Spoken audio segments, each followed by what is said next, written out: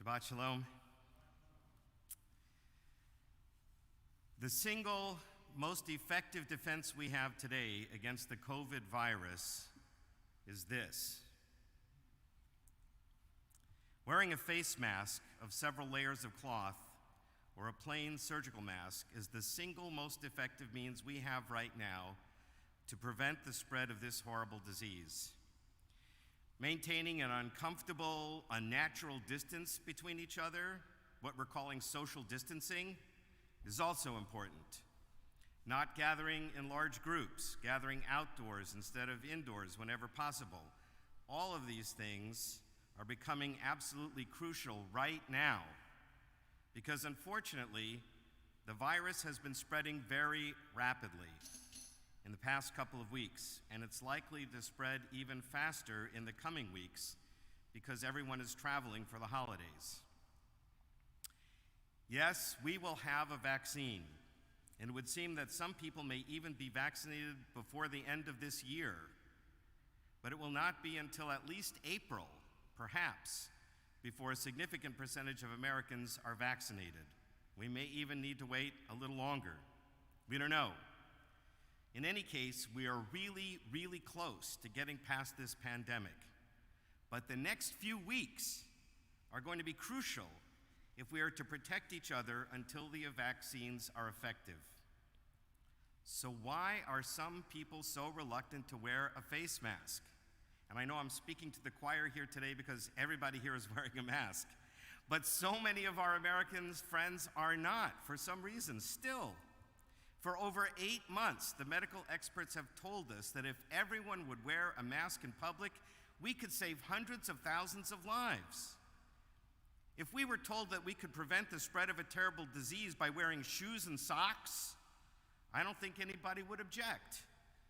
If wearing a hat of any kind, whether it's a baseball cap or a fedora or a cowboy hat, would keep everyone safe, I don't think it would cause a commotion. So what is it about wearing a face mask that seems to have caused such a stir? Aside from the politics of wearing or not wearing a mask, I think there is a deeper psychological issue involved. I think it's about covering up our faces. It's about covering up our mouths. It's not covering your face. When we try to train computers to recognize someone in a crowd, we have the computer key in on one particular part of the body, the face. The surveillance industry has zeroed in on facial recognition of people in a crowd. Why? I think perhaps because our faces are the most distinctive parts of our body, other than fingerprints, which are obviously not so obvious to see. We recognize each other primarily by looking at each other's faces. Covering up our faces is like covering up our identities. All the superheroes know this. The Lone Ranger, Batman, Catwoman, the Green Hornet. You name a superhero and just about any of them have a disguise, something that covers their face. I know you're thinking Superman right now, and I don't get that either. Clark Kent takes his glasses off and nobody can recognize him. Really? Almost all the rest of them cover their faces. Seeing someone face to face means having an intimate connection with the other person. It's not so easy to hide who you are, or what you're thinking, or what you're feeling, if you're looking into another person's eyes, and they're looking into yours. And that is what the Torah is trying to tell us when it says, for instance, that Moses could speak to God face to face in Exodus chapter 33. Or in a seemingly contradictory passage only a few verses later when God told Moses no one can see God's face. God doesn't literally have a face, of course. So what the Torah is trying to tell us is that Moses shared a certain intimacy with God. Moses had a deep connection to God that no one else could fathom. But even then, there was still some mystery to God that even Moses couldn't grasp. In our Torah portion this morning, Jacob seems to have a close encounter with God as well. On 2 occasions, he describes it as though he had seen the face of God. The first time is at the beginning of the Torah portion when he has his famous wrestling match with a mysterious being. After sending all of his family ahead with his servants and his vast wealth of animals to greet his brother Esau, Jacob was all alone, and a man, or an angel, confronted him, and they struggled. And as the dawn began to break, the man injured Jacob in his hip, but Jacob would not release this adversary until he would bless Jacob. So the being announced that Jacob would no longer be called Jacob, but Israel, because he said, "You have struggled with beings both divine and human and have prevailed." And in response, Jacob named the place where they struggled Peniel, meaning the face of God, because he said, "I have seen a divine being face to face, yet my life has been preserved." Jacob experienced God, or an angel of God, face to face. There was an intimacy exchanged in the struggle. Some commentators have suggested that Jacob was really struggling with himself. His old self was the trickster, the one who tugged on his brother's heel on the way out of the womb in order to be the firstborn. He did not actually succeed in being the firstborn, so he manipulated his brother and his father to get the birthright and the blessing of the firstborn. But now, Jacob had himself been manipulated by his uncle, Laban, and his father-in-law, and he had grown more mature and wiser in the process. Moreover, he has managed to gain considerable wealth and a large family, and perhaps he feels more confident and self-assured. And so in the early morning hours before confronting his brother, the brother he had wronged, he wrestled with his soul. Will he revert back to his old ways of taking advantage of others, or will he treat others with respect and dignity? Will he be honest, fair, humble, kind, and generous? Which Jacob will win? His struggle is with his own inner being. What will be his character? We see which Jacob won that night by the way he approached his brother in the morning. Jacob bowed 7 times before his brother as he approached. He had gained humility. He sent gifts to his brother in advance, waves and waves of animals. He has become kind and generous. He has repaid his brother for what he has taken, demonstrating his repentance and acknowledging the injustice he had done. In short, he had struggled with his own inner demons, and he had prevailed.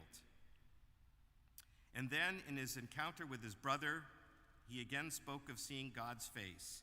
Esau at first seemed to refuse Jacob's gifts. "I have enough, my brother," he said. "Let what you have remain yours." But Jacob answered Esau, "No, I pray you, if you would do me this favor, accept from me this gift, for to see your face is like seeing the face of God, and you have received me favorably." In this encounter, the two brothers, they have shared an intimate connection.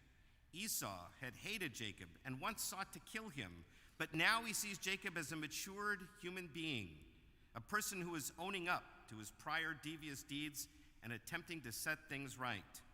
And in return, Jacob sees his brother as a full human being, not an object to be manipulated for his own gain, a human being who, like every human being, is created in the divine image. It is that spark of holiness that he now sees in his brother's eyes. It is like seeing God's face and intimacy with God reflected in humanity. My teacher, Rabbi Artson, comments on these two instances of seeing God's face, that when we wrestle with a cause or a purpose or an idea that is greater than ourselves, we get a glimpse of God's face. At the moment of Jacob's wrestling, he realized his mission in life is to wrestle with God, to wrestle with what it means to live a life that strives for justice and for compassion. That becomes his new identity, and it is a glimpse into God's face for Jacob. And Rabbi Artson suggests that to look into the eyes of a friend or a family member and to really see them as human beings created in God's image, that is also to encounter God's face, a glimpse of the divine. That is something that we have been wrestling with ourselves these past few months of battling this virus.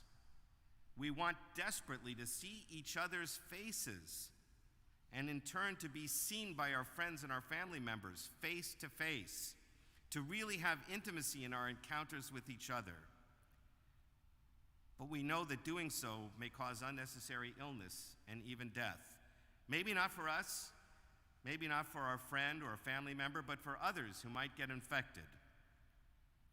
We know members of our own community who have already been stricken by this disease and have been seriously ill, and others who have actually died. And we all know that in the Jewish tradition, pikuach nefesh, saving a life, takes precedence over virtually everything else. So for the next several months, seeing each other face to face will have to be behind a mask. That does not seem to be too much to ask of each other. We owe it to each other and to our city and to our country that we practice the safety measures that the medical experts have told us will in fact save thousands of lives. If we do these things, as awkward and uncomfortable or unpleasant as they may be, we will soon be able to really see each other face to face again. And then perhaps for us too, it will be like seeing the face of God. Shabbat Shalom.